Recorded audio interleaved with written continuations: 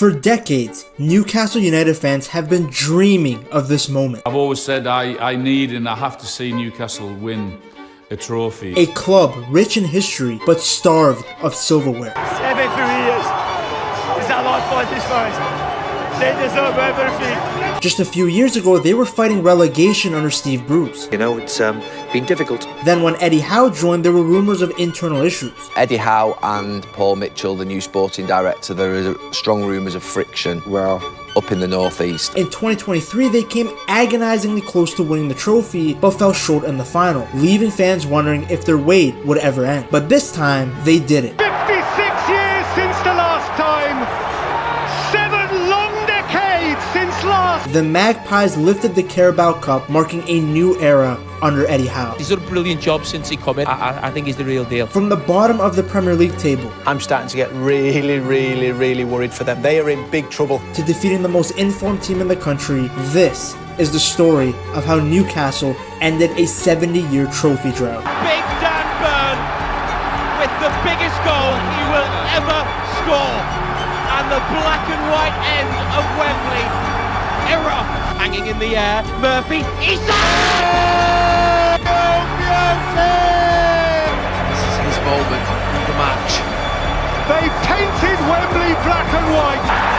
At long last, Newcastle United are winners.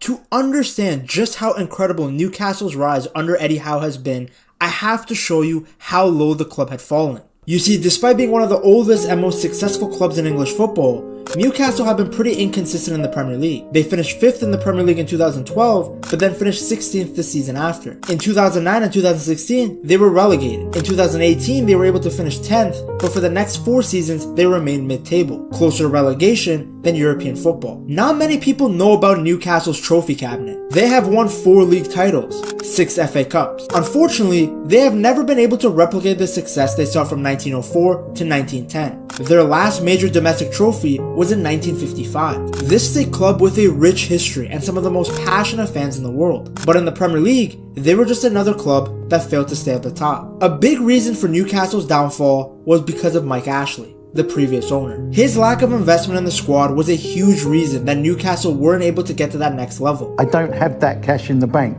so I don't have that ability to write a check for 200 million. I don't have it.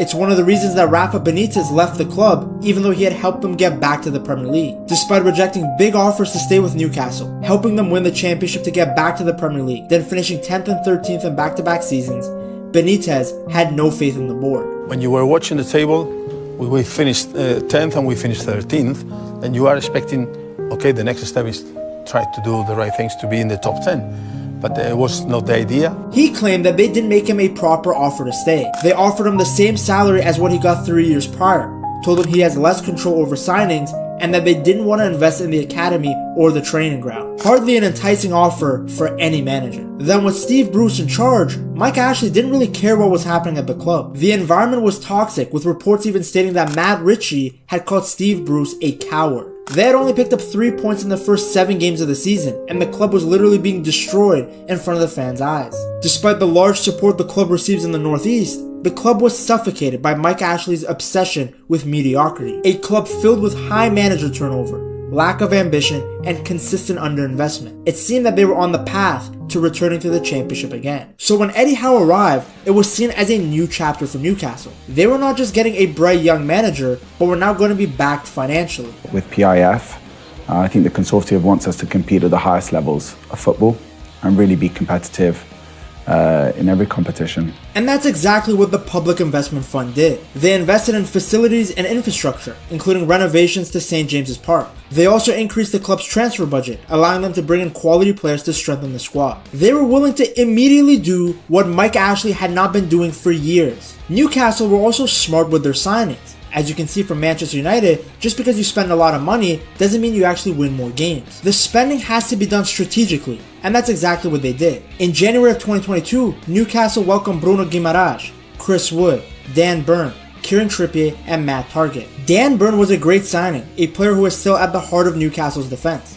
So was Trippier, who made his return back to the Premier League after a successful stint at Atletico Madrid in Spain. Premier League proven, had a great Euros a year before, Trippier was a statement of intent from the new owners that they are here to compete. The Bruno signing was probably the most impactful, a marquee signing. A talented Brazilian midfielder who was in high demand across all of Europe decided to join the Newcastle project. He has been one of the very best players of the club ever since he arrived. The aggression, the intensity, the technical ability. You can't ask for more from a central midfielder in the modern game. With new signings and a new manager, Newcastle ended up finishing in 11th place after a run of 12 wins in their last 18 games. They became the first team in Premier League history to avoid relegation after failing to win a single one of their first 14 games. The next season, Eddie Howe built on that momentum. Unlike Steve Bruce, Howe was able to create a stable system and environment for the team. He is a great man manager, able to make an emotional connection with the players. Not only was the team playing better, but Eddie Howe was getting more out of players that looked absolutely average under Steve Bruce. Big money had been spent on the likes of Joe Linton and Miguel Almiron, yet Steve Bruce had them playing relegation level football. Howe transformed Joe Linton from a striker into one of the best box-to-box midfielders in the league. He realized right away that the Brazilian's physicality and work rate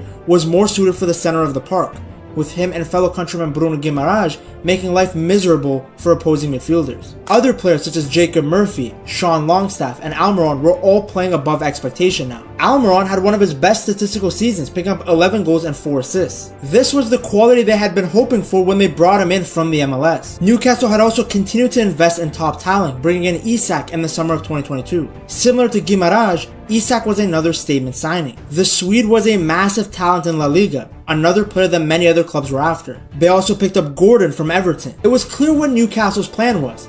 They were spending big, but they were spending it on young players who were already good, but had the potential to get even better. All the big signings that they've made in terms of Guimaraes, Anthony Gordon, Isak, Botman at the back, they've been brilliant signings. So whatever they were doing, business-wise, it was working. With the right investments, combined with Eddie Howe's managerial masterclass, Newcastle shocked everyone, finishing 4th in the Premier League, clinching Champions League football. I'm not even sure if the most optimistic Newcastle fan would have expected to see the team go from being almost relegated to playing in the most prestigious club tournament in world football. The season that followed, Newcastle got 7th as they felt the implications of playing in another competition. Injuries and fatigue piled up throughout the season, but this was progress.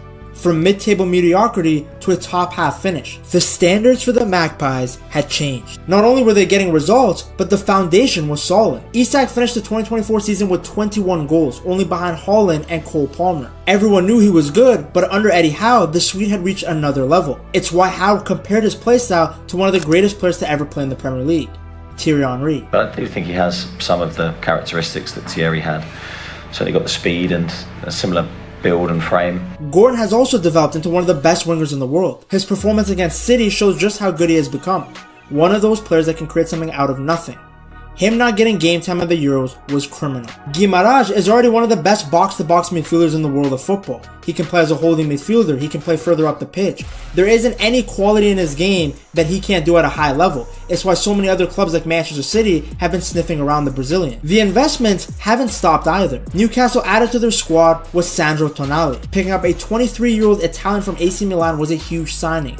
It showed the elite level Newcastle had reached, where now their project was more exciting than one of the biggest clubs in Europe. The Toons also continued to stabilize their foundation by picking up great young talented English players like Livramento, Harvey Barnes, and Lewis Hall. The rise of Lewis Miley has been pivotal to Newcastle as well, as they showed that not only can they buy players, but they can develop their own. You would think a story like this would be celebrated, but there's always been a cloud over Newcastle's achievements. There are questions and concerns when it comes to Saudi Arabia's Sovereign Wealth Fund, otherwise known as the Public Investment Fund, who owns the majority of Newcastle United. Many people believe the investment to be sports washing of the country's human rights records, including the murder of a journalist. Despite the Premier League approving the takeover, other clubs were not convinced that the Saudi state won't have control of the club. No doubt that, Saudi Arabia has some pretty appalling record on human rights. But while the rest of the world debates the ethics behind Newcastle's takeover, the fans are celebratory. The club is no longer stuck in mid-table. They have an exciting project with some of the best players in the world. It's not every day you get to watch European football at St. James's Park. Look at all these Newcastle fans who went to buygamejerseys.com, bought a Newcastle jersey, and used code PETTALKS for a discount. The other thing you won't get to watch anywhere else is Isak's magic. I can't express enough just how good this man is, so I made a whole video on him. You gotta check it out right here.